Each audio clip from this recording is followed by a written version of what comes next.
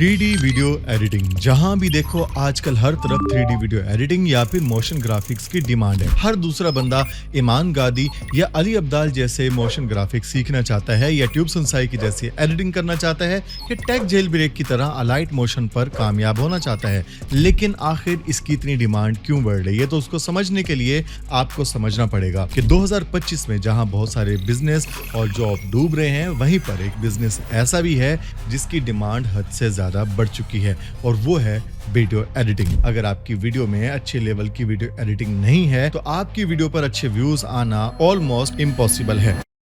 लेकिन advance level की video editing के लिए बहुत महंगे कंप्यूटर्स और हैवी ग्राफिक्स कार्ड लेने पड़ते थे।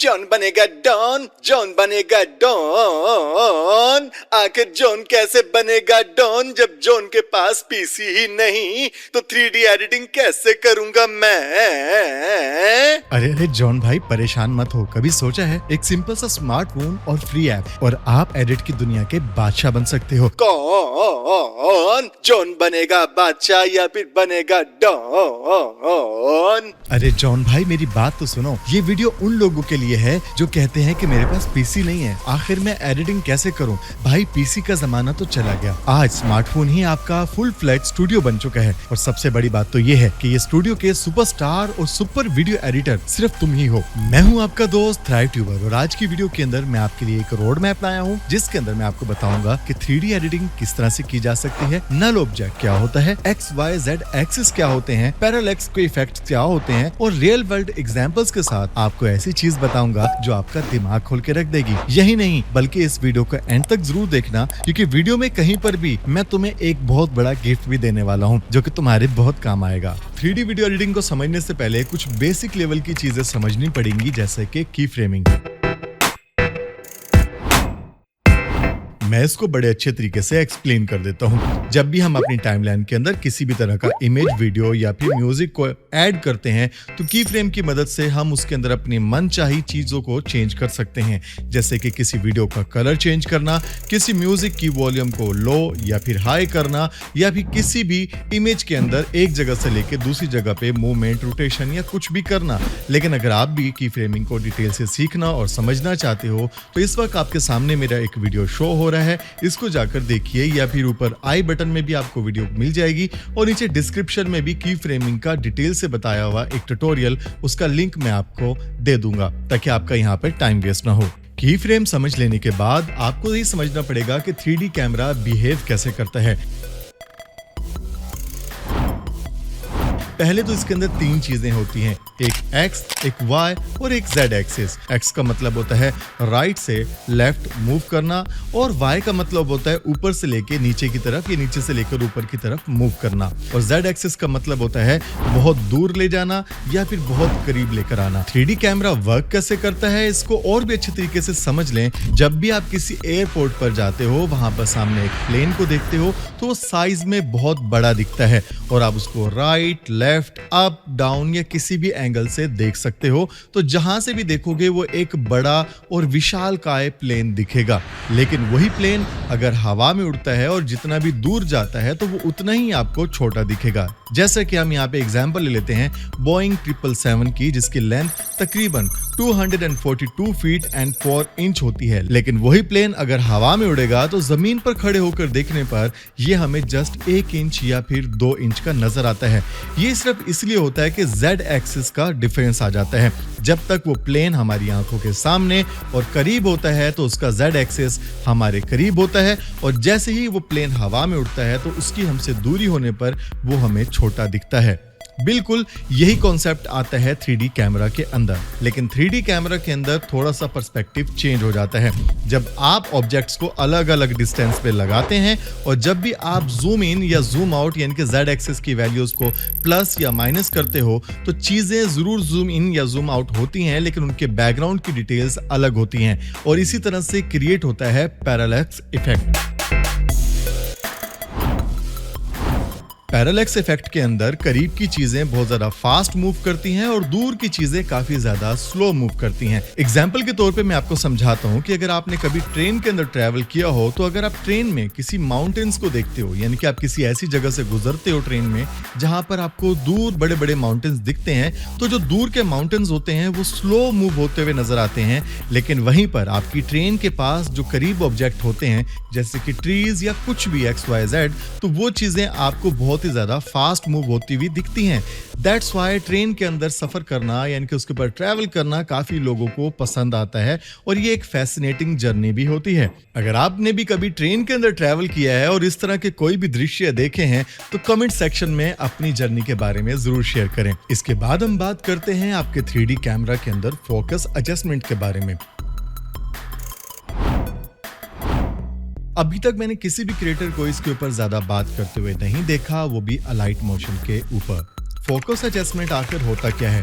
ये बेसिकली किसी भी एक वीडियो के अंदर या किसी भी सीन के अंदर एक डेप्थ लाने का काम करता है। ये बिल्कुल ऐसे ही है जैसे कि DSLR से अगर आप करीब के ऑब्जेक्ट पे फोकस करते थे तो बैकग्राउंड हमेशा ब्लर हो जाता था, और अगर आप दूर के ऑब्जेक्ट पे फोकस करते थे तो करीब के ऑब्जेक्ट्स हमेशा ब्लर हो जाते थे। यही वो वजह थी जिसकी वजह से DSLR काफी ज्यादा फेमस हो चुके थे। इसी चीज को समझाने के लिए टेक जेल ब्रेक ने अपनी लास्ट वाली वीडियो के अंदर मोशन ब्लर बैकग्राउंड का यूज किया था। परफेक्ट। तो लो भाई, हमारा काम हो चुका है, बट अब बारी है मोशन ब्लर ऐड करने की। तो स्टार्टिंग में आ जाते हैं और धीरे धीरे आगे करके ये जो फर्स्ट वाला कैरेक्टर है ना, इसके टाइमलाइन पे क्लिक करो और फिर तुम्हें क्लिक करना है FX पे, विच इज अमेजिंग।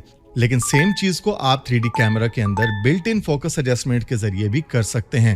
तो ये भी मैं आपको आगे चल के बताऊंगा कि आप कैसा कर सकते हैं। 3D कैमरा का यूज करके और फोकस एडजस्टमेंट के साथ आप अपनी वीडियोस को सिनेमैटिक तो बना सकते हो, लेकिन इस ऑब्जेक्ट के बिना तो तुम कुछ भी ढंग से कर नहीं सकते, और वो चीज है नल लेयर।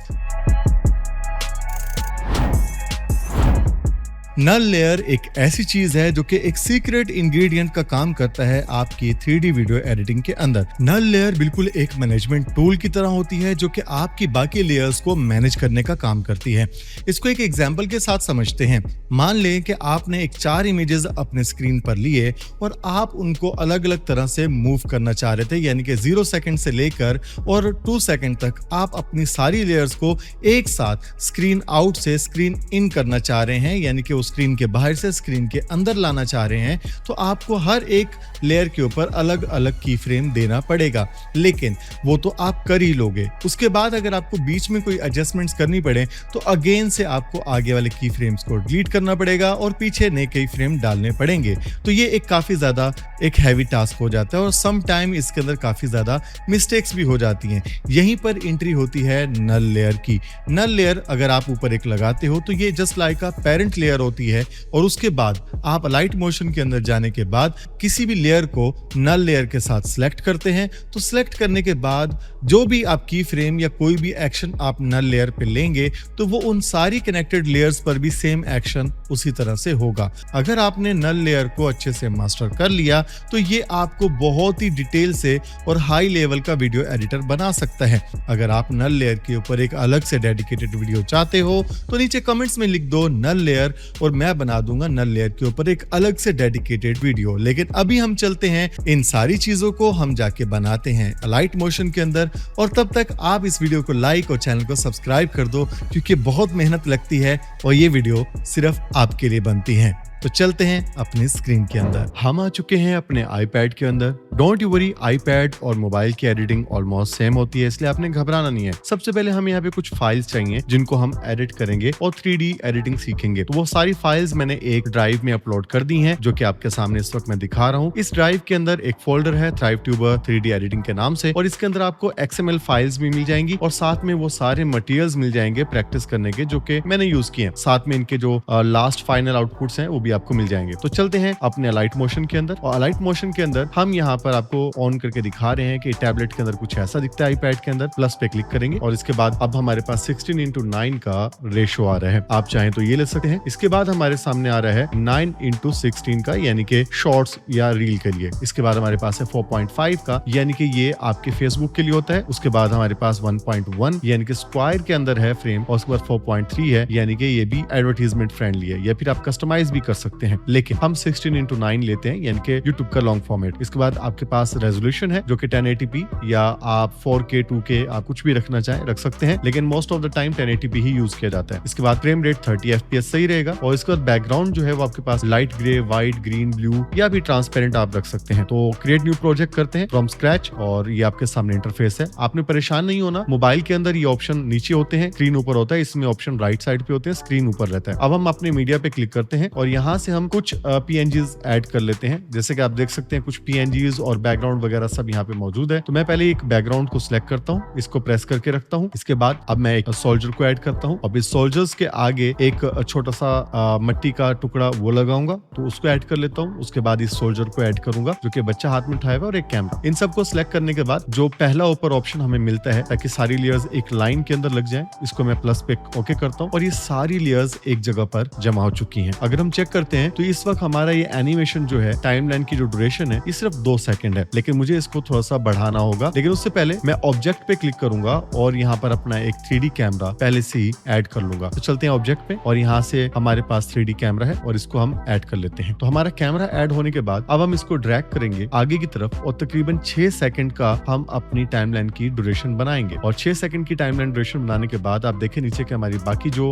लेयर्स हैं वो सारी छोटी हैं। तो अब इन पे 1 by 1 क्लिक करेंगे, और इसके बाद क्लिक करने के बाद किसी भी लेयर को आप ये आगे का बटन दबाएंगे तो ऑटोमेटिकली आपकी लेयर उतने साइज में लॉन्ग हो जाएगी। अब बाकी सारी लेयर्स को भी मैं जल्दी से कर लेता हूँ। अब यहाँ पर हम इसको थोड़ा सा एडजस्ट करेंगे, जैसे कि थोड़ा सा जूम इन करने के बाद ये एक फ्रेम एक्स्ट्रा है कैमरा का, तो मैं इसको काट देता हूँ ताकि ये बाकी लेयर्स के साथ बराबर आ जाए। तो अभी हमारे पास पूरा कैमरा हमारा एक्यूरेट हो चुका है। एक्यूरेट कर लेने के बाद अब यहाँ पर हम चीजों को अलाइन करेंगे, यानी कि उनके अकॉर्डिंग हम बनाएंगे। लेकिन यहाँ पे थोड़ा सा मेस क्रिएट लग रहा है, यानी कि अभी 3D कैमरा तो हमने ऐड कर दिया, बट कोई 3D इफेक्ट नहीं है, क्योंकि यहाँ पे थोड़ा सा मेस भी लग रहा है। तो पहले इस मेस को क्लियर करेंगे, और पहले जो हमारा बैकग्राउंड है इसको हम सेलेक्ट करते हैं, और इसको हम देखें यहाँ से मूव भी कर सकते हैं ट्रांसफॉर्म पे क्लिक करने के बाद। और अगर मैं इसका Z एक्सिस, जो कि मैं पहले आपको बता चुका हूँ कि Z, Y और X क्या होता है, तो मैं इसका Z एक्सिस से इसको थोड़ा सा डिस्टेंस पे लेके जाऊंगा, और यहाँ पे मैं टाइप कर देता हूँ 2000 प्रेस करता हूँ। तो ये हमारा बैकग्राउंड जो है वो बहुत ज्यादा पीछे जा चुके हैं। अब यहाँ पे क्लिक करके इसका साइज हम बड़ा कर रहे हैं। इस अगर व्हील को हम ड्रैग करेंगे, देखें ये पूरे हमारे कैमरे के ड्यूरेशन के ऊपर फिक्स आ चुका है। इसके बाद अब हम क्या करेंगे कि इसी के साथ दूसरी लेयर, यानी कि जो उसके बाद सोल्जर आ रहा है, उसको सिलेक्ट करेंगे। लेकिन आपको यहाँ पे सोल्जर दिख नहीं रहा होगा, तो हम क्या करेंगे, बाकी की जो लेयर्स हैं ऊपर, उन सारी लेयर्स को हम हाइड कर देंगे। ठीक है, अगर आप देखें तो मैं सोल्जर की जो Z वैल्यू उसको 1500 कर देता हूँ, बट वो यहाँ से कहीं पे हमें दिख नहीं रहा, तो हमें उसे एडजस्ट करने में प्रॉब्लम आएगी। तो हम बाकी सारी लेयर्स को हाइड कर देते हैं। तो हाइड करने के बाद अब हमें ये सोल्जर दिख रहा है कि हमारी ये कहां पर है, तो हम 1 by 1 करके सारी अनहाइड करते जाएंगे और उनको सेट करेंगे। लेकिन पहले इस सोल्जर के X और Y को छेड़ते हुए हम इसको एडजस्ट करते हैं, और इसको मैं एक कॉर्नर में लेकर आता हूं। ठीक है, लाइक दिस। इसको यहाँ पे सेटअप कर देते हैं, और हमारा बैकग्राउंड जो है वो 2000 पर है। तो हमने उसके बाद दूसरी लेयर जो है ये सोल्जर वाली, इसको हमने 1500 की डिस्टेंस पे हमने Z सेट किया है, और अब हमारा ये सेट है। अब इसके आगे जो थोड़ी सी मिट्टी का तोदा है, इसको मैं क्लिक करता हूँ, और सेम इसके ऊपर भी हम क्या करेंगे, मूव एंड ट्रांसफॉर्म में जाएंगे, और यहाँ पर इसका भी हम अभी ऑलमोस्ट वही सेम हम रखेंगे, 1550 रखेंगे। आई थिंक वो थोड़ा सा इसके पीछे हो जाएगा, माइट भी चेक करते हैं, नहीं तो फिर हम 1450 यानी कि 1450 यहाँ पर हम रखेंगे। बिल्कुल ये इसके पीछे चला गया। अब 1450 अब हम यहाँ पे कर देते हैं, इसके आगे आ चुका है। अब हम क्या करेंगे कि इसको थोड़ा सा एडजस्ट करेंगे। ठीक है, तो यहाँ पे एडजस्ट करने के बाद अब इसको थोड़ा साइज में भी छोटा करना है, तो अब इसका साइज थोड़ा छोटा कर लेते हैं, ट्रांसफॉर्म कर लेते हैं। बट ये थोड़ा सा वियर्ड लग रहा है क्योंकि बैकग्राउंड के साथ मैच नहीं कर रहा। तो मैच करने के लिए हमें इसके अंदर थोड़े से कलर या इफेक्ट ऐड करने होंगे। तो हम क्या करते हैं, यहाँ पर हम चल जाते हैं इस लेयर को सिलेक्ट करने के बाद इफेक्ट पे, और एक इफेक्ट ऐड कर लेते हैं, और यहाँ से हम एक इफेक्ट के अंदर कलर लिख देंगे। कलर लिखने के बाद हमारे पास बहुत सारे बंच ऑफ फीचर्स आ गए। हम यहाँ पे कलर बैलेंस का एक लगा देते हैं, और इसके साथ हम कलर को बैलेंस करेंगे, यानी कि इसके कलर्स को जितने भी आप स्केल्स देख रहे हैं इनको आगे पीछे करके एडजस्ट करके चेक करेंगे कि हमें ये कलर जो है बैकग्राउंड के साथ और इस आर्मी मैन के साथ यानी कि सोल्जर के साथ मैच करना है, ताकि वो ज्यादा वियर्ड ना लगे। ठीक है, तो सिर्फ कलर बैलेंस को सेट करने से कुछ नहीं होगा। तो अब इसके थोड़े से हम मिड टोन्स भी सेट करके देखते हैं, माइट भी थोड़ा सा और बेस्ट हो जाए। तो हाँ, मिड टोन से काफी हद तक फर्क पड़ा, बट अभी भी ये बहुत ज्यादा ब्राइटर है, बिल्कुल ही अलग लग रहा है। तो अब हम क्या करते हैं, यहाँ पर एक और इफेक्ट हम यहाँ पे ऐड कर देते हैं, और एक नया इफेक्ट ऐड करने के बाद अब हम यहाँ पर लिखते हैं ब्राइटनेस एंड। ठीक है, अब हम यहाँ पे ब्राइटनेस सर्च कर रहे हैं, और ब्राइटनेस के साथ हमें मिल जाता है यहाँ पर कॉन्ट्रास्ट। अब हम इस इसका थोड़ी सी ब्राइटनेस जो है वो डल करते हैं और साथ में कॉन्ट्रास्ट थोड़ा सा प्लस करते हैं और थोड़ा सा माइनस भी करके चेक करते हैं। जहां पे हमें ये एक्यूरेट लगेगा वहां पर हम इसको सेट कर देंगे। तो अभी हमारा कॉन्ट्रास्ट जो है वो थोड़ा सा प्लस में ही ठीक था और यहाँ पे माइनस पे इतना सही है। अब क्या करते हैं, यहाँ पे हम एक ब्लर ऐड करते हैं। इफेक्ट में जाते हैं, दोबारा से एक ब्लर लगाते हैं और ब्लर लिखने के बाद अब हम यहाँ पे एक गाउसियन ब्लर ले लेंगे। अब हमारे पास यहाँ पर एक ब्लर आ चुका है और इस गाउसियन ब्लर को थोड़ा सा हम ब्लर करेंगे, ज्यादा नहीं करेंगे ताकि ये बैकग्राउंड के साथ एडजस्ट हो जाए। और दोबारा से मूव एंड ट्रांसफॉर्म में जाके इसको थोड़ा सा और एडजस्ट करते हैं नीचे की तरफ और इसी तरह से सोल्जर को सिलेक्ट करके थोड़ा सा सोल्जर को भी एडजस्ट करेंगे और थोड़ा सा इसके साइज को हम बढ़ा देंगे। नाउ परफेक्ट, अभी काफी हद तक सही लग रहा है और एक्यूरेट भी। इसके बाद अब इसकी ऊपर वाली लेयर को हम अनहाइड करते हैं, यानी कि शो करेंगे इस लेयर को और इसके बाद अब हम इसको भी एडजस्ट करेंगे। इसके मूव एंड ट्रांसफॉर्म में जाएंगे और इसका Z एक्सिस जो है इसको हम 1000 करेंगे क्योंकि पहले हमारे पास 1500 पे था, तो इसको हम 1000 कर लेते हैं। 1000 करने के बाद इसको भी अब हम साइज में थोड़ा सा बड़ा करेंगे और थोड़ा सा मुझसे मिस्टेक हो गई। अब हम दोबारा से इसको 800 करते हैं 1000 की जगह, ताकि थोड़ा सा ये और डिस्टेंस पे आ जाए। तो इसके साथ अब हम थोड़ा सा इसका साइज बढ़ा लेते हैं ताकि थोड़ा सा ये अच्छा लगे और साइज बढ़ाने के बाद अब हम यहाँ पर इसको एडजस्ट करते हैं। एडजस्ट करने के बाद ओके, नाउ ये अब काफी अच्छा लग रहा है। इसके बाद अब हम ऊपर वाली लेयर को सिलेक्ट करते हैं DSLR वाली और इसके ऊपर हम अनहाइड करते हैं और अनहाइड करने के बाद ये ऑलरेडी काफी सही लग रहा है, बट इसको हम यहाँ से करेंगे 100 या 200 पे इसको सेट कर लेते हैं पहले। लेट्स सी, आई थिंक इसको अब हमें 100 कर देना चाहिए, तो 100 पे ओके ठीक है। अब इसके बाद इसको भी थोड़ा सा एडजस्ट कर लेते हैं और साइज इसका थोड़ा सा सेटअप कर लेंगे और इसको थोड़ा सा यहाँ पे एडजस्ट कर लेते हैं। तो अब ये पूरा सीन जो है हमारा क्रिएट हो चुका है। अब हम कैमरा को सिलेक्ट करते हैं और यहाँ पे अगेन मूव एंड ट्रांसफॉर्म में जाके और Z एक्सिस की वैल्यू को हम यहाँ पे प्लस करके और यहाँ पर हम एक की फ्रेम दे देंगे और देखें जैसे कि आप XY से आप इसको मूव कर सकते हैं और मैं इसको अंडू कर देता हूँ और अब Z एक्सिस से हम इसको थोड़ा सा प्लस करेंगे, यानी कि अब Z एक्सिस की वैल्यू को हम प्लस कर रहे हैं और ताकि ये जो है वो जूम हो सके। तो हम यहाँ पे 2000 की जगह देखिए अगर 2000 कर देंगे तो वो बुरा लगेगा, तो इस तरह से हम इसको थोड़ा सा जूम आउट करते हैं। जहां से इसकी बिल्डिंग्स वगैरह नजर आना शुरू हो तो वहां पर जाकर ऊपर की तरफ हम इसको एक की फ्रेम दे देंगे, ठीक है। लेकिन अभी भी मैं इसका Z एक्सिस थोड़ा सा और एडजस्ट कर लेता हूं। तो हमें यहाँ पे दिख रहा है कि आर्मी मैन दिख रहा है, तो this is not look good, तो हम थोड़ा सा इसको और एडजस्ट करेंगे। बिल्कुल जहां से बिल्डिंग में आग लगी हुई वहां पे लेके जाते हैं और इसके बाद अब हम यहाँ पर बिल्कुल लास्ट में जाके थोड़ा सा आगे जाके तकरीबन 2 सेकंड्स पे जाकर यहाँ पे एक और कैमरा का जो है की फ्रेम देंगे और अब हम वो अपना पहला सोल्जर दिखाएंगे जो कि नीचे हमने एडजस्ट किया था। तो इसको थोड़ी सी Z एक्सिस की वैल्यू हम माइनस करते हैं, मतलब कम करते हैं और उसके बाद अब हम यहाँ पर क्या करेंगे कि यहाँ से नीचे की तरफ लेके जाएंगे उस सोल्जर के ऊपर जिस सोल्जर को हमने नीचे एडजस्ट किया था। अब हमारा सोल्जर काफी सही लग रहा है और हमारा एक ही फ्रेम यहाँ पे ऐड हो चुका है। अगर हम प्ले करके देखते हैं तो ये कुछ इस तरीके से लगेगा कि ऊपर से नीचे की तरफ ये सोल्जर पे जूम इन हो रहा है। अब दोबारा से हम 2 सेकंड और आगे जाते हैं और इस मर्तबा हम 4th सेकंड पर आ जाते हैं, 4थे सेकंड पे, और अब हम यहाँ पर थोड़ा सा और इसका जूम आउट करेंगे, यानी कि जूम आउट हम Z एक्सिस की वैल्यू को और कम करेंगे और इससे क्या करेंगे कि अब की बार हम दूसरे सोल्जर पे लेकर आएंगे जो सोल्जर बच्चे को लेके हाथ में उठा के खड़ा हुआ है। अब हम इसको वहां तक एडजस्ट कर लेते हैं। अब देखिए मैंने यहाँ पे इसको सेट तो कर रहा हूँ, लेकिन प्रॉब्लम ये आ रहा है कि यहाँ पर कैमरा हमें ज्यादा दिख रहा है, हमें वो सोल्जर सही से नहीं दिख रहा। तो हम क्या करेंगे, इस सोल्जर वाली लेयर को सिलेक्ट करेंगे और इसका थोड़ा सा साइज एडजस्ट करना पड़ेगा क्योंकि ये बहुत ज्यादा बड़े साइज के अंदर आ रहा है। तो हमें सोल्जर को हम क्लिक करते हैं, इसको ट्रांसफॉर्म में जाते हैं और इसका साइज थोड़ा सा छोटा कर लेते हैं ताकि ये हमारा एटलीस्ट दिखे तो सही कि सोल्जर है क्या। तो इसको हम यहाँ पे कर देते हैं और मजीद इसको थोड़ा सा हम एडजस्ट करेंगे कैमरा के अंदर आकर और यहाँ पर अब हम इसको थोड़ा सा Y एंड एक्सिस के थ्रू एडजस्ट करेंगे। परफेक्ट। अब इसको सेट कर लेने के बाद अब ये सीन कुछ इस तरह से बन चुका है। ये पूरा स्मूथ तो नहीं है, लेकिन ये पहले सोल्जर पे पैन करेगा और फिर दूसरे सोल्जर पे जाएगा। डोंट वरी, अब इसको हम स्मूथ करेंगे। अब हम लास्ट में जाते हैं और यहाँ पर एक और की फ्रेम देंगे और यहाँ पे Z एक्सिस की वैल्यू को और आउट करेंगे तो हमारा ये जो कैमरा है वो हमें दिखना शुरू हो जाएगा। तो हम ये सीन दिखाना चाह रहे थे कि लास्ट में कैमरा के अंदर रिकॉर्ड हो रहा है, यानी कि अक्सर आप देखते हैं कि वॉर्स के अंदर सीन कुछ और होते हैं, कैमरा पे कुछ और ही दिखता है। तो हम वही एक नैरेटिव टाइप का यहाँ पे बिल्डअप करना चाह रहे थे कि वो दिख कुछ और रहा है लेकिन दिखाया कुछ और जा रहा है। तो इसको हम प्ले करते हैं तो देखते हैं कैसा लगता है। तो ये पहले सोल्जर पे आया, पैन हुआ सेकंड सोल्जर पर और अचानक से कैमरा बीच में आ गया, which is not look that much of good. अब इन सब के बीच में एक थोड़ा सा ग्राफ हम ऐड कर देते हैं। अब इन ग्राफ को आप जिस तरह से मर्जी चाहें एडजस्ट कर सकते हैं। आप इसको स्पीड ज्यादा करना चाहें, कम करना चाहें, लेकिन मैं पर्सनली ये जो नीचे वाला ग्राफ है, ठीक है, ईज इन ईज आउट वाला, ये वाला मैं सिलेक्ट करना पसंद करता हूँ, ये मुझे ज्यादा सही लगता है। तो इस वाले ग्राफ को ease in and ease out वाले को हम सिलेक्ट कर लेते हैं और इसके बाद थोड़ा सा मैं इसको बढ़ा भी देता हूँ और थोड़ा सा कैमरा को आगे करते हैं, दोबारा ईज इन ईज आउट वाले को सिलेक्ट करते हैं, दोबारा से एक और की फ्रेम पे, नाउ डन। अब हम अगर इसको प्ले करते हैं तो ये काफी स्मूथ एनिमेशन होगा जो कि पहले नहीं था। अब देखिए ये जूम इन हो रहा है और बड़े अच्छे से पैनिंग हो रहा है, बट स्टिल मुझे कैमरे का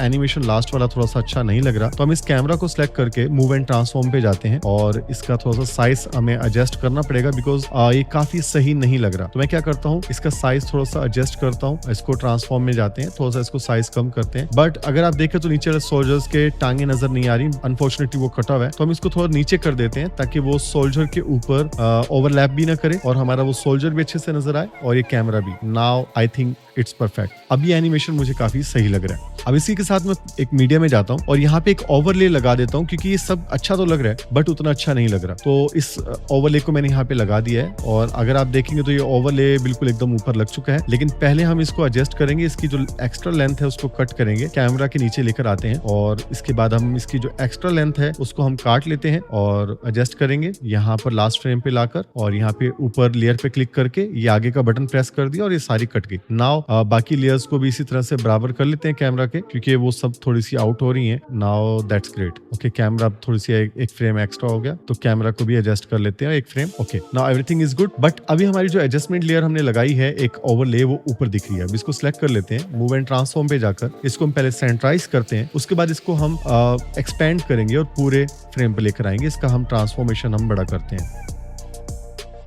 अब इसको ट्रांसफॉर्म कर लेने के बाद अब हम क्या करते हैं कि इसके ब्लेंडिंग ऑप्शन में जाएंगे और सबसे पहले इसको मैं Z एक्सिस की वैल्यू से इसको थोड़ा सा बैकग्राउंड में लेके जाता हूँ। ओके ठीक है, अब यहाँ से इसको थोड़ा और बड़ा कर लेते हैं क्योंकि मुझे याद आया कि ये थोड़ा सा बैकग्राउंड में होगा तो अच्छे से दिखेगा। तो यहाँ पे हम इसको सेट कर लेते हैं। अब सेट करने के बाद इसको अगर प्ले करेंगे तो it will look like this और ये भी काफी अच्छा लग रहा है। बट अभी हम इसको जो इसके ब्लैक पार्टिकल्स है उसको मूव करने के लिए ब्लेंड में जाते हैं और ब्लेंड में जाने के बाद लाइटन के ऊपर हम क्लिक करते हैं और लाइटन के अंदर स्क्रीन पे हम क्लिक करेंगे तो बूम, देखो अब बड़ा ही कमाल का इफेक्ट लग रहा है। पहले सारी इमेजेस थी बट इसके लगाने के बाद थोड़ा सा एक मोमेंट इसके अंदर क्रिएट हो जाएगा जैसे कि पार्टिकल्स हवा के अंदर उड़ रहे हैं तो इट्स लुक लाइक कि वो वहां पे सच में आग लगी हुई है। बट इसमें एक प्रॉब्लम है कि बैकग्राउंड के ऊपर तो वो फ्लेयर्स वगैरह शो हो रही हैं बट हमारे फ्रंट वाले जो इमेजेस हैं वहां पे शो नहीं हो रहे। तो अब हम क्या करते हैं, इस लेयर को सिलेक्ट करते हैं, मूव एंड ट्रांसफॉर्म में जाते हैं, Z एक्सिस की वैल्यू को अगर हम बढ़ा देते हैं यानी कि इसको हम मेन कैमरा के लेयर के पास लेकर आ जाते हैं। ठीक है, जैसे कि अभी हम यहाँ पे ले आते हैं तो ये नाउ परफेक्ट। लेकिन इसमें अब एक और प्रॉब्लम है कि जब हम इसको स्टार्ट में लेके जाते हैं तो वहां पे ये फ्लेयर्स नहीं दिखेंगे। ये फ्लेयर्स केवल तभी दिखेंगे जब आप लास्ट में आएंगे। तो अब इस चीज को टैकल करने के एक ही तरीका है कि आप इसकी एक डुप्लीकेट लेयर बना लें। सिलेक्ट करते हैं डुप्लीकेट लेयर और दूसरी डुप्लीकेट लेयर को हम Z एक्सिस की वैल्यू कम करके बिल्कुल पीछे लगा देंगे और इस लेयर को भी हम नीचे ले आते हैं। अब जो डुप्लीकेट लेयर है उसको हम सिलेक्ट करते हैं और उसको हम Z एक्सिस की वैल्यू से बिल्कुल बैकग्राउंड के पास जाके ले जाएंगे ताकि हमारे ये दोनों जो हमारे इफेक्ट्स हैं वो अच्छे से दिख सके। लेकिन अब इफेक्ट बहुत ज्यादा ओवर हो चुका है तो थोड़ा सा अजीब भी लग रहा है। ठीक है, तो अब हम इसका क्या कर सकते हैं, इसका हल है कि अगेन हम ब्लेंड मोड के अंदर जाएंगे। उससे पहले थोड़ा सा और इसको एडजस्ट कर लेता हूँ, बिल्कुल एकदम बैकग्राउंड में लेके सेट करते हैं। ठीक है, परफेक्ट, ये हो चुका। अब हम इसको ब्लेंड मोड में जाएंगे लेके और ब्लेंड मोड में जाकर आई थिंक इसको थोड़ी सी इसकी ओपेसिटी कम कर दूंगा तो काफी सही रहेगा। तो हम आ जाते हैं यहाँ पे इसके ब्लेंड मोड के अंदर और ब्लेंड मोड में आने के बाद थोड़ी सी इसकी ओपेसिटी कम कर देते हैं अराउंड 78 और दूसरी लेयर को भी सिलेक्ट करके उसका 60 के अराउंड हम थोड़ा सा कर देते हैं। Now it's look good. अब हम क्या करते हैं, अब हम थोड़ा सा इसको प्ले करके चेकआउट करते हैं कि अब ये किस तरह का लग रहा है। तो देखिए पीछे भी पार्टिकल्स वगैरह उड़ रहे हैं और ये सोल्जर दिख रहे हैं और यहाँ पर भी कुछ पार्टिकल्स दिख रहे हैं। नाउ इट्स लुक फाइन और हमारा ये सारा एक एलिमेंट रेडी हो चुका है जो कि 3D एलिमेंट है। तो इसका प्रीव्यू देखिए कि कैसा लग रहा है।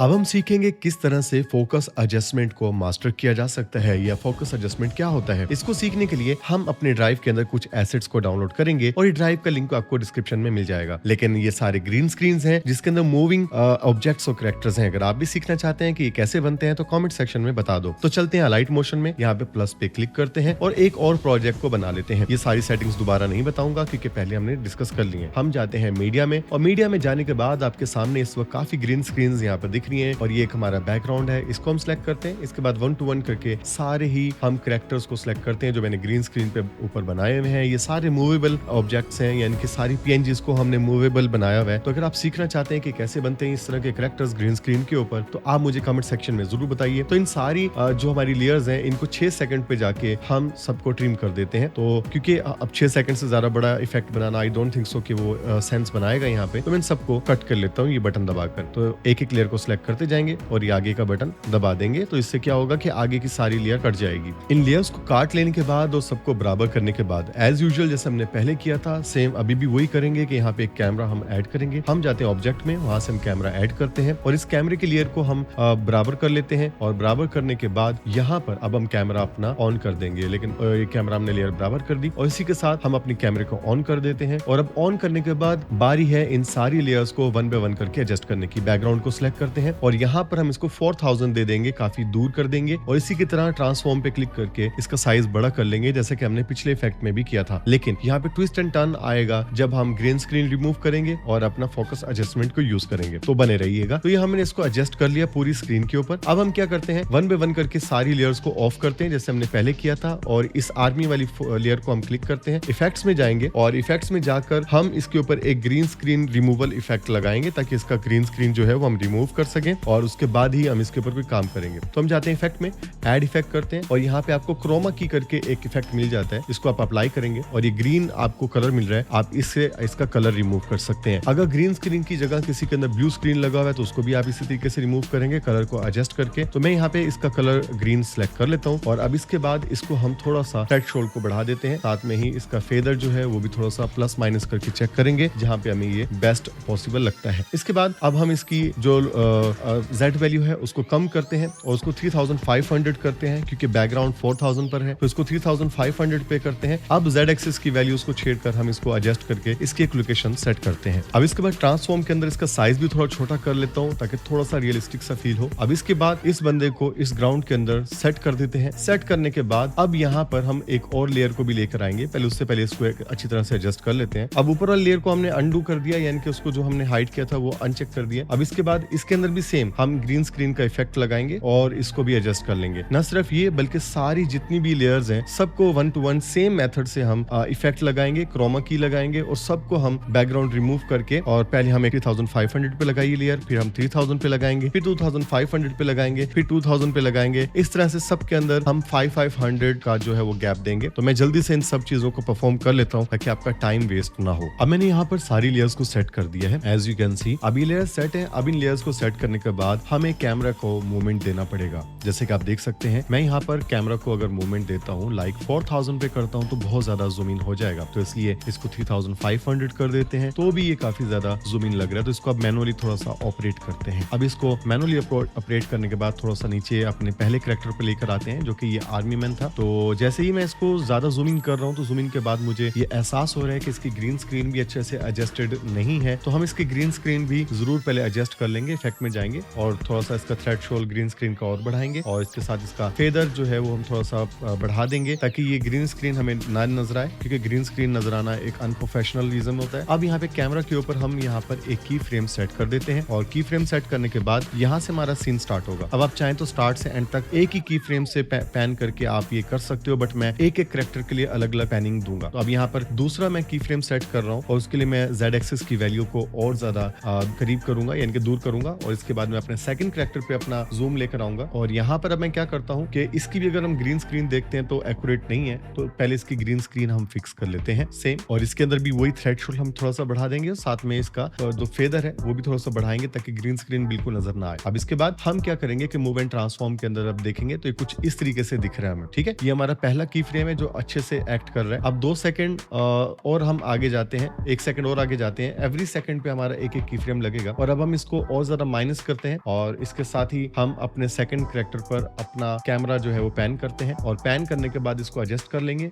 एडजस्ट करने के बाद इसका भी जो क्रोमा की है यानी कि ग्रीन स्क्रीन अच्छे से एडजस्ट नहीं है तो वो कर लेते हैं। अब इसके बाद इसके साथ ही एक और की फ्रेम देने के लिए 1 सेकंड हम और आगे जाएंगे और इसी तरह से 1-1 सेकंड आगे जाते जाएंगे और सबका ग्रीन स्क्रीन भी हम एडजस्ट करेंगे और सबकी पोजीशन भी जो है हम कैमरा के साथ अलाइन करेंगे जस्ट लाइक दिस। अभी मैं इस वाले कैरेक्टर को सेंटराइज कर रहा हूँ, लेकिन इसकी फुल बॉडी दिखाने के बजाय मैं मैं चाह रहा हूँ कि मैं इसका थोड़ा सा फेस ही दिखाऊं। थोड़ा सा इसको हम कैरेक्टर को सेट करके भी थोड़ा सा छोटा करते हैं क्योंकि थोड़ा ज्यादा ही वो बड़ा हुआ है, तो इसको एडजस्ट करेंगे। तो मैं चाह रहा हूँ कि बाकी कैरेक्टर्स भी साथ साथ थोड़े थोड़े पीछे नजर आ रहे हो लाइन के अंदर, तो इस तरह से इसको एडजस्ट कर लेते हैं। एडजस्ट करने के बाद इसका भी ग्रीन स्क्रीन हम एडजस्ट करेंगे। अब इसके बाद हम दोबारा कैमरा की लेयर को क्लिक करते हैं और कैमरा की लेयर को क्लिक करके हम आगे चाहते हैं। आगे जाकर 4 सेकंड के ऊपर अगेन हम यहाँ पर Z एक्सिस की वैल्यू को माइनस करके यानी कि कम करके हम अपने अगले कैरेक्टर पे जाते हैं और इस कैरेक्टर को भी हम सेंटराइज कर लेते हैं। सेंटराइज कर लेने के बाद इस कैरेक्टर की भी थोड़ी सी ग्रीन स्क्रीन एक्यूरेट नहीं है, तो इसको भी एक्यूरेट कर लेते हैं।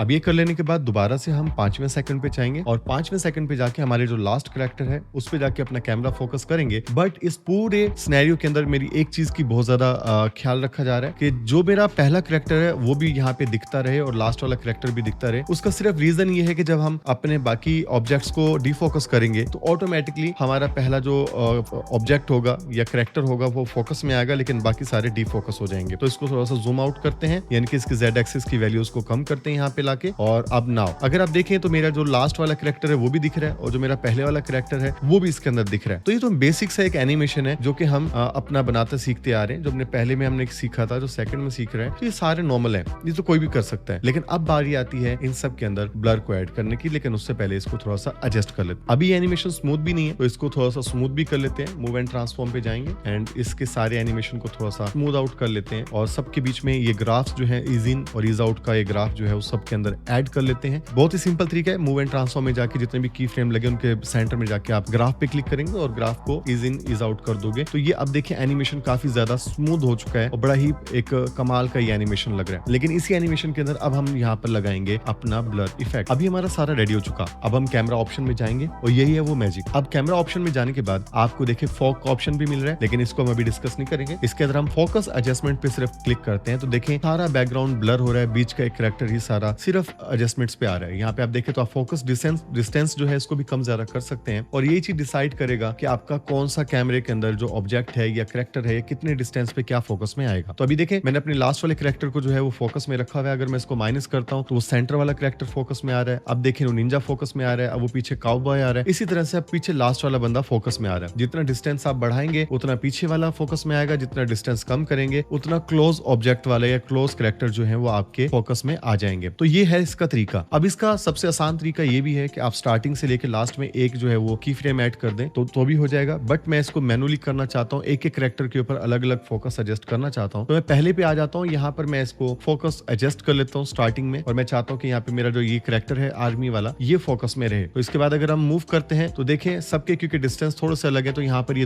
वो बंदा डिफोकस हो गया, आर्मी वाला काउबॉय आ गया, अब निंजा आ गया, अब इसके बाद ये आ गया और ये सारी चीजें हमारी ऑटोमेटिकली डिफोकस हो रही है। हमने यहाँ पे कोई मोशन ब्लर नहीं लगाया जैसे कि टेक जेल ब्रेक ने सिखाया था। टेक जेल ब्रेक ने बहुत कमाल सिखाया था, बस उसी चीज को थोड़ा सा एक्सटेंड कर रहे हैं हम। अब यहाँ पे आप चाहें तो आप एक एक जो कैरेक्टर है उसके ऊपर एनिमेशन दे सकते हैं। लाइक मैं यहाँ पे 1 सेकंड पे आने के बाद अगर मैं थोड़ा सा और हार्ड करना चाह रहा हूँ अपने फोकस को तो मैं थोड़ा सा और इसको माइनस कर दूंगा, जिससे क्या होगा पीछे वाला और ज्यादा आउट ऑफ फोकस हो जाएगा। ठीक है, तो मैं इसके ऊपर भी इसको एडजस्ट करना चाहूँ तो मैं कर सकता हूँ। यानी कि आप हर एक कैरेक्टर के ऊपर अलग अलग तरीके से अगर फोकस को एडजस्ट करना चाहो तो वो आप कर सकते हो। That is totally your choice. अभी अगर आप यहाँ पर देखें तो सब पे 1 बाय 1 करके अलग अलग मैंने फोकस एडजस्टमेंट सेट करना स्टार्ट कर दिया है और मैं चाह रहा था कि आप फोकस को अलग अलग करें। और डेप्थ ऑफ फील्ड के अंदर आप क्या कर सकते हो कि फोकस यानी कि कितना ज्यादा ब्लर्ड होना चाहिए, कितनी ज्यादा डेप्थ उसके अंदर होनी चाहिए, वो आप यहाँ से एडजस्ट कर सकते हो। डेप्थ ऑफ फील्ड को जितना ज्यादा आप प्लस करोगे उतना ही ज्यादा वो पीछे के ऑब्जेक्ट को ज्यादा ब्लर दिखाएगा और नीचे से आप ब्लर की स्ट्रेंथ को भी कम ज्यादा कर सकते हो। तो अभी अगर हम इसको प्ले करते हैं तो ये कुछ इस तरीके से दिख रहा है क्योंकि मैंने डेप्थ ऑफ फील्ड इसकी थोड़ी सी कम की है। अगर मैं इसकी डेप्थ ऑफ फील्ड ज्यादा कर दूंगा तो वो काफी ज्यादा हाई दिखेगा। तो इसको थोड़ा सा और एडजस्ट कर लेते हैं, डिसेंट्राइज कर लेते हैं क्योंकि हमारे जो थोड़े से ऑब्जेक्ट्स हैं वो सेंट्राइज नहीं लग रहे। तो मैं क्या करता हूँ, मैं दोनों उंगलियों से इसको पिंच आउट करके अब कैमरा को सिलेक्ट करते हैं,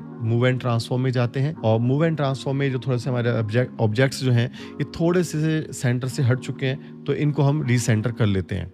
1 बाय 1 जितने भी की फ्रेम्स हैं मुझे इसको रीएडजस्ट करना पड़ेगा। बाय मिस्टेक वो सारे सेंटर से हट चुके हैं तो इनको सेंटर में लाना जरूरी है क्योंकि वो सेंटराइज होंगे तो ही वो थोड़ा सा एक इफेक्ट अच्छा क्रिएट होता है। जैसे कि आप लास्ट वाला देख रहे हैं वो बिल्कुल ही सेंटर से हटा हुआ था। ठीक है, तो इसी तरह से इन सबको हम अपने कैमरा पे फिक्स करते हैं और यहाँ पे अभी मैंने ये सारा सेट कर दिया है और सेट करने के बाद अब ये काफी ज्यादा सही लग रहा है। लेकिन यहाँ पे डेप्थ ऑफ फील्ड अगेन आप समझ लीजिए कि जितना आप ज्यादा अपने ब्लर को एडजस्ट करेंगे उतना ही वो कम ज्यादा लगेगा। तो यहाँ पर मैं इसका फोकस डिस्टेंस जो है वो थोड़ा सा और मेंटेन करता हूँ, और जितने भी की फ्रेम्स हमने लगाए हैं उन सबके बीच में एक ग्राफ पहले ऐड कर लेते हैं, ताकि वो हमारा जो फोकस डिस्टेंस शिफ्ट होगा तो वो भी काफ़ी स्मूथ तरीके से शिफ्ट होना चाहिए। तो अभी अगर हम इसको थोड़ा सा प्ले करते हैं तो ये कुछ ऐसा दिख रहा है। बिल्कुल माइनर सा हमने एक ब्लर डाला है, बहुत ज़्यादा हैवी नहीं डाला। अगर आप हैवी ब्लर भी डालना चाहें तो सिंपली आप डेप्थ ऑफ फील्ड को एडजस्ट करेंगे, और जो ब्लर आपका वहाँ पे दिख रहा था आप थोड़ा सा उसको स्ट्रॉन्ग कर देंगे। ठीक है, जैसे कि अभी आप यहाँ पे देखें, मैं यहाँ पे डेप्थ ऑफ फील्ड को थोड़ा सा और प्लस कर रहा हूँ। ठीक है, जिससे क्या होगा, सॉरी माइनस करूंगा, जिससे क्या होगा कि बैकग्राउंड जो है वो हमारा और ज़्यादा आउट ऑफ फोकस हो जाएगा, और डेप्थ ऑफ फील्ड भी जो है उसको भी हम थोड़ा सा एडजस्ट कर लेते हैं। ओके, अब अगर प्ले कर रहे हैं तो ये कुछ ऐसा दिख रहा है। एक एक की फ्रेम पे आप डेप्थ ऑफ फील्ड अलग अलग रख सकते हैं, आप फोकस एडजस्टमेंट्स भी अलग अलग रख सकते हैं। ये आपकी टोटली चॉइस होती है कि आप किस तरह से अपने कैरेक्टर को चेंज करते हैं। अगर आप डेप्थ ऑफ फील्ड के ऊपर या फोकस एडजस्टमेंट्स के ऊपर और डिटेल से एक ट्यूटोरियल चाहते हैं, एक डेडिकेटेड ट्यूटोरियल, ताकि मैं आपको अच्छे से डिटेल से बताऊं कि डेप्थ ऑफ फील्ड क्या होता है और फोकस एडजस्टमेंट्स क्या होते हैं, अगर आप इसको पूरी डिटेल से सीखना चाहते हो तो मुझे नीचे कमेंट सेक्शन में बता दो, मैं इसके ऊपर एक अलग से डेडिकेटेड ट्यूटोरियल लेकर आऊंगा। और अभी तक आपने देखा होगा मैंने किसी के ऊपर भी नल ऑब्जेक्ट का यूज नहीं किया, वो इसलिए क्योंकि काफी लोग 3D कैमरा यूज करते हैं, उसके साथ नल ऑब्जेक्ट का यूज करते हैं, लेकिन मैंने यहाँ पर कोई नल ऑब्जेक्ट यूज नहीं किया, क्योंकि अभी तक मैंने आपको एक्सप्लेन नहीं किया कि नल ऑब्जेक्ट क्या होता है। अब हम नेक्स्ट वाले के अंदर पैरालैक्स इफेक्ट और नल ऑब्जेक्ट दोनों को एक साथ एक्सेस करेंगे और दोनों को ही अच्छे से आपको डिस्कस करके बताएंगे। ठीक है, तो तब तक आप इसके रिजल्ट चेक करिए कि डेप्थ ऑफ फील्ड लगाने के बाद और फोकस एडजस्टमेंट्स के बाद हमारा रिजल्ट क्या आता है।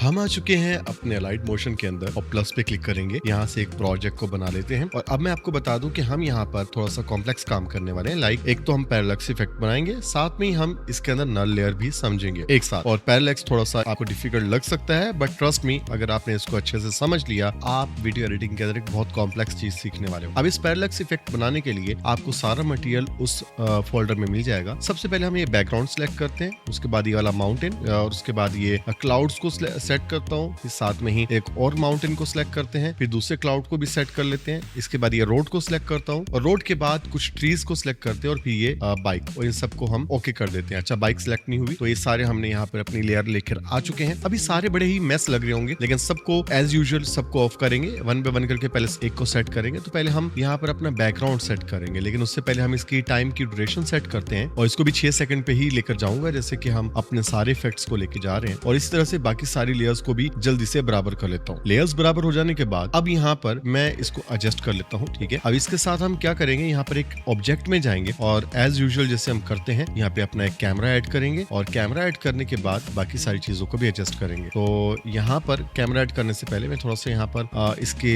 बैकग्राउंड को लेके जाता हूँ 4000, और साथ ही मैं इसको थोड़ा सा और ज्यादा एक्सपेंड कर देता हूँ। लेकिन हमें ऑब्जेक्ट के अंदर कैमरा ऐड कर देना चाहिए पहले, क्योंकि अगर बाद में ऐड करेंगे थोड़ा सा प्रॉब्लम होगा। और मैंने कैमरा ऑन भी कर दिया।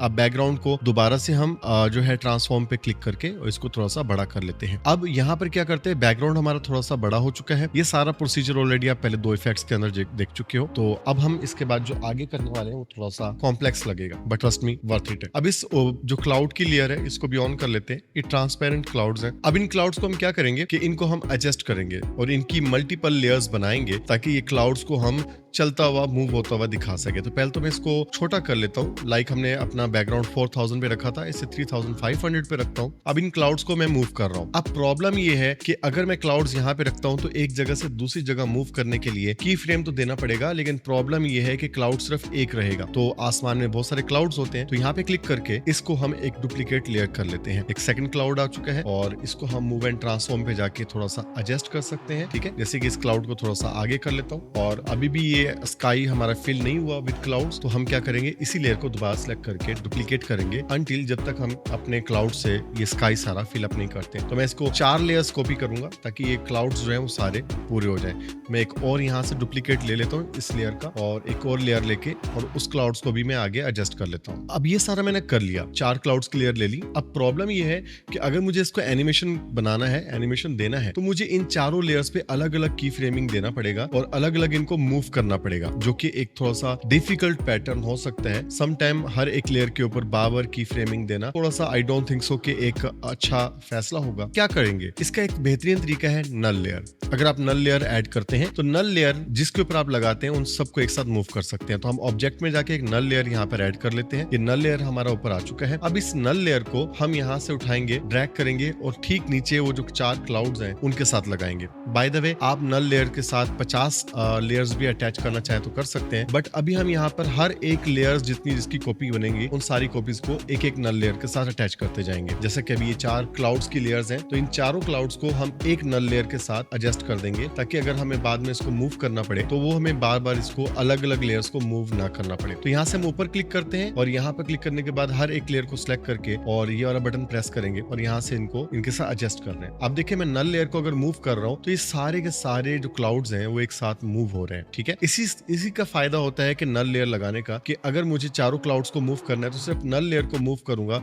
ये हमारे क्लाउड्स मूव हो जाएंगे। जैसे कि आगे अब देखेंगे मैंने एक की फ्रेम लगाया है। अब अगर इसको मैं प्ले करता हूँ तो चारों क्लाउड्स एक साथ मूव हो रहे हैं, जबकि मैंने सिर्फ की फ्रेम नल लेयर पे दिया है। और अगर मैं यही एनिमेशन मुझे अलग अलग लेयर्स पे करना पड़ता तो फिर अलग अलग लेयर्स पे अलग अलग सारे की फ्रेम लगाने पड़ते। तो ये तो है बेसिकली नल लेयर का बेनिफिट, कि एक नल लेयर पे आप कोई भी एक्शन करेंगे वो बाकी सब पे परफॉर्म होगा जिसको भी आपने अटैच किया होगा। अटैच करने का तरीका मैं आपको दोबारा आगे बता दूंगा, क्योंकि और भी बहुत सारी लेयर्स को हमने यहाँ पे कनेक्ट करना है। अब इसके बाद हम जो हमारे नेक्स्ट वाले जो क्लाउड्स हैं उनको हम सिलेक्ट करेंगे, लेकिन उससे पहले मैं नल लेयर्स को यहाँ पे थोड़ा सा एडजस्ट कर लेता हूँ, थोड़ा सा इन क्लाउड्स को थोड़ा बड़ा कर लेते हैं। अब देखिए मैंने यहाँ पे ट्रांसफॉर्म नल लेयर पे किया है, तो ऑटोमेटिकली वो चारों की चारों लेयर्स जो हैं वो ट्रांसफॉर्म होकर बड़ी हो चुकी हैं। ये अगर मैं उन लेयर्स पे सिलेक्ट करके करता तो मुझे अलग अलग लेयर्स पे करने में काफी ज्यादा टाइम लग जाता। तो अब क्या करते हैं, अब इसके साथ ऊपर वाले क्लाउड्स पे जाते हैं, उसको टर्न ऑन करते हैं जो हमने हाइड किया हुआ था, और उसके बाद अब इन लेयर्स पे भी सेम हम करेंगे कि इनको पहले तो हम एडजस्ट करेंगे, ट्रांसफॉर्म पे जाएंगे और इसकी Z की वैल्यू जो है वो अराउंड 3000 हम रखेंगे, क्योंकि हमारा बैकग्राउंड 4000 पर है, दूसरे क्लाउड जो है वो 3500 पर है और ये 3000 पर। अब इसी तरह से जैसे पहले हमने पैटर्न किया था, इन सारी लेयर्स को हम डुप्लीकेट कर लेते हैं 4 मरतबा, और 4 मरतबा डुप्लीकेट करने के बाद इन सारी लेयर्स को भी अलग अलग तरह से मूव एंड ट्रांसफॉर्म के जरिए इनको मूव कर लेते हैं। पहले हम इनको एडजस्ट कर लेते हैं, एडजस्ट करने के बाद इनके ऊपर भी एक नल लेयर लगाकर इनको हम एडजस्ट करेंगे। तो अगर आप देखें तो मैंने ये सारे क्लाउड्स लगा दिए हैं, बट आई थिंक मुझे इसके साथ एक और डुप्लीकेट लेयर लगानी चाहिए, 5th भी लगा देनी चाहिए, ताकि ये थोड़ा सा गैप जो है वो फिल हो सके। तो मैं यहाँ पर एक और लेयर लगा रहा हूँ। आई नो काफी लोग कहेंगे कि ये सारा काम आप फोटोशॉप में भी कर सकते थे, बट आपको नल लेयर भी समझाना था, तो इसलिए ये एक ही सेगमेंट के अंदर सारा काम हो जाएगा। हम एक और नल लेयर लेकर आ चुके हैं और इस नल लेयर को हम नीचे लेकर आएंगे उन 4 क्लाउड्स 5 क्लाउड की लेयर्स के ऊपर, और इनको हम नल लेयर को पूरा एडजस्ट कर लेते हैं टाइमलाइन पे। अब हम इस नल लेयर को सिलेक्ट करेंगे और उसके बाद हम ऊपर इस नल लेयर को चाहे तो रीनेम भी कर सकते हैं, यानी कि अगर आप मल्टीपल नल लेयर्स को यूज करते हैं तो आप नल लेयर्स को नेम भी कर सकते हैं। जैसे मैं यहाँ पे दे रहा हूँ कि सेकंड क्लाउड, तो ये हो जाएगा, बट अभी मैं इसको रीनेम नहीं करता। Let's leave it as it is जैसे है, क्योंकि मुझे इससे कोई दिक्कत नहीं है। तो अब नल लेयर को हमने सिलेक्ट किया हुआ है, क्या करेंगे, हम 1 बाय 1 करके उन सारी लेयर्स को सिलेक्ट करेंगे पहले, और ऊपर जाके ये वाला आइकन प्रेस करेंगे और इसको नल लेयर के साथ अटैच कर देंगे, तो वो ऑटोमेटिकली लिंक हो जाएगा। इसी तरह से 1 बाय 1 सारी लेयर्स को क्लिक करते जाएंगे और ऊपर जो अटैचिंग वाला जो है उसके साथ हम इसको ग्रुप कर देंगे, तो ये नल लेयर के साथ अटैच हो जाएंगी। अब ये सारे क्लाउड्स भी अटैच हो चुके हैं, और अब मैं इस नल लेयर के थ्रू जो भी मूवमेंट दूंगा तो ये सारे देखें ये क्लाउड्स भी मूव कर रहे हैं, व्हिच इज अमेजिंग। इसी तरह से अब हम जाते हैं अपने जो माउंटेन्स हैं, अब हम उनको भी एडजस्ट कर लेंगे। ठीक है, माउंटेन पे जाते हैं, इसको भी अनहाइड करते हैं। अब इस बड़े माउंटेन को, इस पहाड़ को अब मैं क्या करता हूँ 2500 पे रख देते हैं, बल्कि 3500 पे रख देते हैं, क्योंकि हमारे जो क्लाउड्स हैं ये उनके बीच में से निकलता हुआ फील होना चाहिए। तो ट्रांसफॉर्म करके इसको थोड़ा सा बड़ा कर लेते हैं और इसको एडजस्ट कर लेते हैं अच्छे से अपने सीन के अकॉर्डिंग, और यहाँ पे मैं इसको सेट करूंगा। ये ऐसा लगेगा कि इस माउंटेन के पीछे भी जो क्लाउड्स हैं वो चल रहे हैं और आगे भी चल रहे हैं। इसको डुप्लीकेट कर लेते हैं, एक और माउंटेन लेकर आ जाते हैं डुप्लीकेट करके सेम, और अगर आप देखेंगे तो एक 3rd लेयर भी आ रही है, लेकिन वो माउंटेन थोड़ा सा अलग है। अब इस माउंटेन को थोड़ा सा एडजस्ट कर लेते हैं। ये बड़े वाले माउंटेन है जो मैंने सिलेक्ट किए हैं, और मैं इसको थोड़ा सा माइनस भी कर लेता हूँ, इसका Z एक्सिस, और हल्का सा माइनस करूंगा ताकि उसके पीछे चला जाए। और ये हमने सिलेक्ट कर लिया। आई थिंक ये काफी हद तक सही लग रहा है। थोड़ा सा Z एक्सिस की वैल्यू से इसको थोड़ा सा और एडजस्ट कर लेते हैं, और इसके बाद I think it's look good. अब क्या करेंगे, यहाँ पर इसके साथ हम चाहे तो एक और लेयर भी डाल सकते हैं डुप्लीकेट करके, but I don't think so कि उसकी नीड रहेगी, क्योंकि ऑलरेडी वो स्क्रीन के अंदर फिल अप कर चुका है। अब हम क्या करते हैं, यहाँ पर एक नल लेयर लेकर आते हैं एज यूजुअल, और इस नल लेयर को इन 2 माउंटेन्स के साथ हम अटैच कर देंगे। ठीक है, जैसे हमने पहले किया है। अब हम इस माउंटेन को क्लिक करते हैं, पर अटैचिंग वाले फॉर्मेट में जाते हैं और नल लेयर 3 के साथ हम इसको कनेक्ट कर देते हैं। तो हमारी ये माउंटेन्स भी इनके साथ सिलेक्ट हो चुके हैं। और अब इसके बाद जो दूसरा माउंटेन है उसको हम अनहाइड करते हैं और इस माउंटेन को भी हम थोड़ा सा एडजस्ट करेंगे, लेकिन इस माउंटेन को हम थोड़ा सा छोटा दिखाएंगे।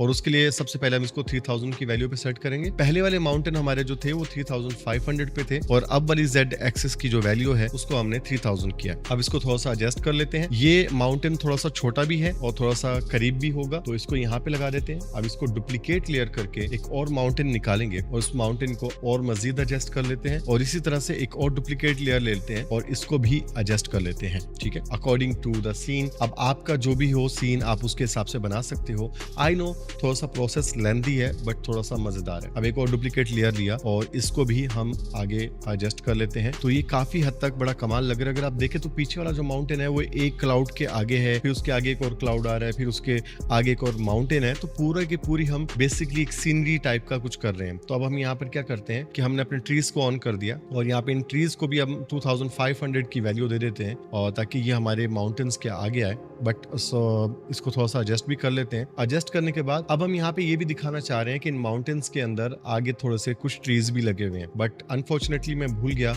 इसके अंदर एक नल लेयर लगाना। लेकिन थोड़ा सा इसको एडजस्ट कर लेते हैं और उसके बाद हम एक नल लेयर यहाँ पर भी नीचे माउंटेन्स के साथ ऐड करेंगे जो दूसरे माउंटेन्स हमने लगाया था, क्योंकि नल लेयर हर जगह पर लगाना जरूरी है।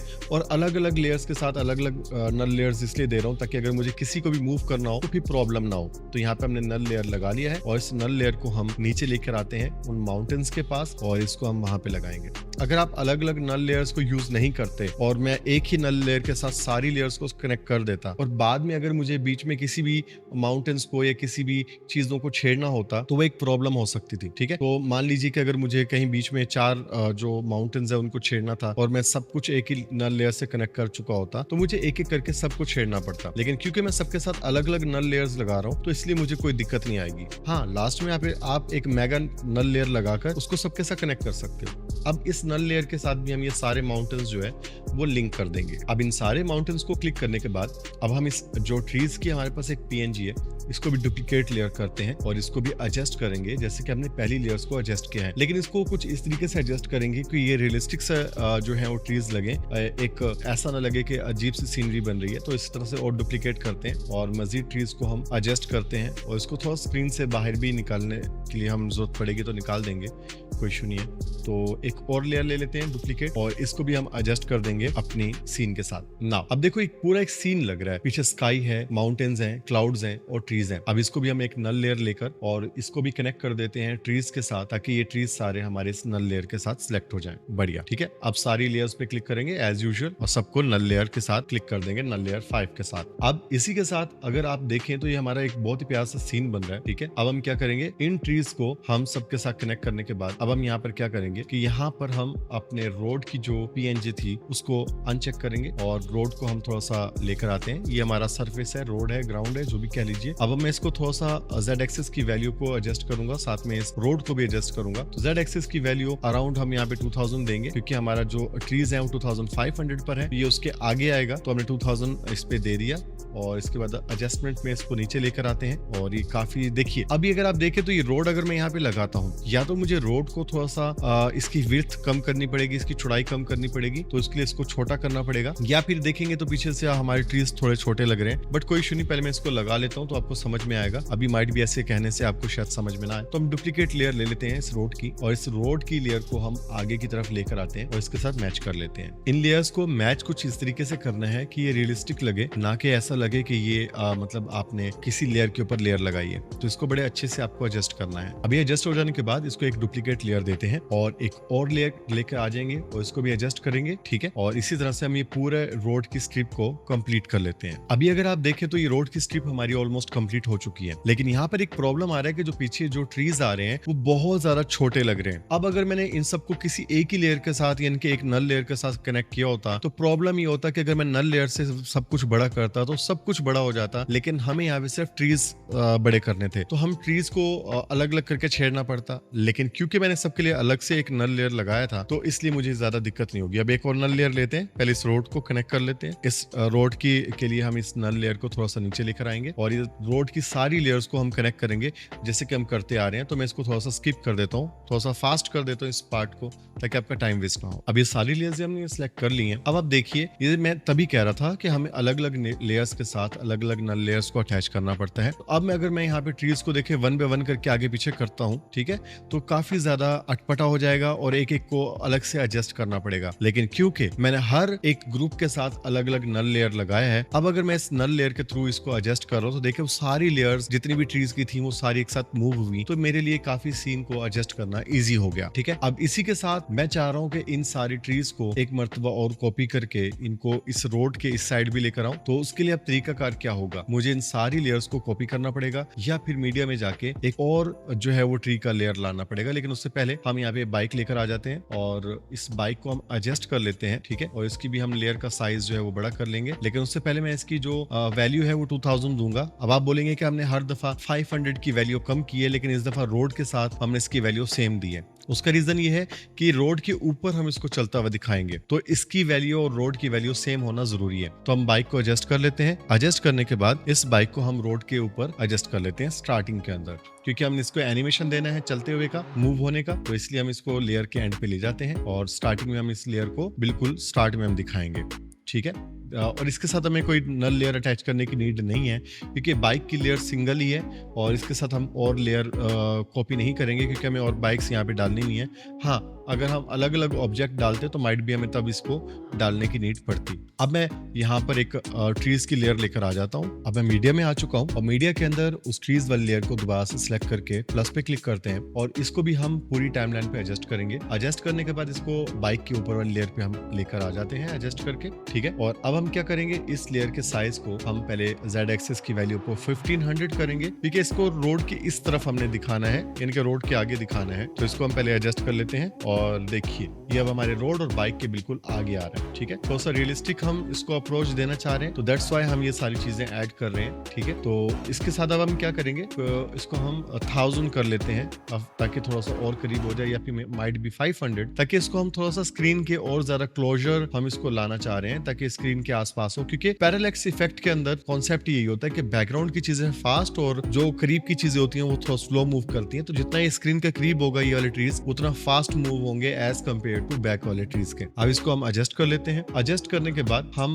मजीद यहाँ पर और इसकी डुप्लीकेट लेयर्स करके इस ट्रीज के हम यहाँ लगाते हैं। तो यहाँ पे देखिए ये वाले ट्रीज की हमें सिर्फ 3 ही लेयर्स डुप्लीकेट करनी पड़ी, जबकि पीछे वाली लेयर के जो ट्रीज थे उससे हमें 4 to 5 लेयर्स हमें लगानी पड़ी थी, ड्यू टू वो छोटा साइज था, ये थोड़ा सा साइज बड़ा। अब यहाँ पे एक और लास्ट एक नल लेयर लेकर आते हैं और इस नल लेयर को भी यहाँ पर हम लास्ट वाले ट्रीज के साथ हम अटैच कर देंगे और नाउ हमारा पैरेलैक्स इफेक्ट जो है वो रेडी हो चुका हुआ है। ठीक है, तो इस नल लेयर को भी अटैच कर लेते हैं। नल लेयर्स के साथ हमने अपनी सारी लेयर्स अटैच कर ली हैं, सारा काम हो चुका है, हमारा एवरीथिंग इज फाइन। नाउ अब हमें कैमरा के ऊपर एक इफेक्ट देना है मूव का, और हमें एक की फ्रेम देना पड़ेगा अपनी बाइक के ऊपर। बस ये 2 की फ्रेम हमें देने हैं और हमारा सीन जो है वो रेडी हो जाएगा। तो अब इसके अंदर हमने क्या दिखाना है कि लेफ्ट साइड से राइट साइड की तरफ जो है हमारा कैमरा मूव कर रहा है, पैन हो रहा है, और साथ में हम क्या दिखाना चाह रहे हैं कि हमारा जो बाइक है वो भी मूव हो रहा है। पहले हम कैमरा की Z एक्सिस की वैल्यू जो है उसको माइनस करते हैं ताकि वो थोड़ा सा बाइक की तरफ दिखे। बाइक हम चाह रहे हैं कि थोड़ा सा करीब दिखे, तो थोड़ा सा मैं इसको एडजस्ट कर लेता हूँ थोड़ा सा जल्दी। अभी एज यू कैन सी कि हमने अपने स्क्रीन पे इसको एडजस्ट कर लिया है और लास्ट में जाके की फ्रेम दे रहा हूँ जहाँ पे मैं स्क्रीन को जूम आउट कर रहा हूँ और स्क्रीन को मैं मूव करके लास्ट की तरफ लेके जा रहा हूँ। ठीक है, जिसमें मैं दिखाना ही चाह रहा हूँ कि वो हमारा जो बाइक है वो मूव होता हुआ स्क्रीन के लास्ट एज तक जाएगा, जहां तक हमारा लास्ट का बैकग्राउंड और each and everything is visible. अब देखिए मैं इसको आगे करूंगा तो पीछे बैकग्राउंड मूव खत्म होने लगा है, तो या तो हमें बैकग्राउंड ऐड करना पड़ेगा या फिर अपने सीन को यहाँ पे रोकना पड़ेगा। तो मैंने यहाँ पे रोक दिया।